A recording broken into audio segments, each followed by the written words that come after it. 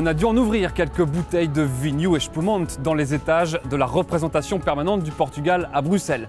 Dans la livraison des derniers chiffres économiques pour l'Europe, eh bien, les chiffres de Lisbonne sont très bons, alors que le gouvernement fait tout l'inverse de ce que la Commission européenne préconise pour sortir de la crise. Allons voir.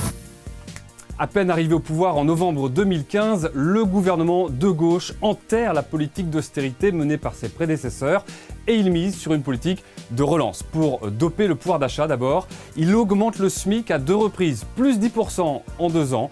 Il augmente les allocations familiales et revalorise les retraites. Pour les fonctionnaires, retour aux 35 heures et dégel des salaires.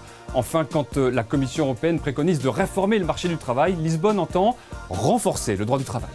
Et n'en déplaise à la Commission européenne, ça marche. Une croissance de 2,6% l'an passé, c'est plus que la moyenne de la zone euro. Un taux de chômage qui se réduit, 9,2% l'an passé, c'est moins qu'en France. Et un déficit qui se résorbe à la vitesse de la lumière, 1,4% du PIB contre plus de 7% il y a 3 ans. C'est un redressement économique et social qui prend Bruxelles à contre-pied, mais de là à s'en inspirer ici, il y a de la marge.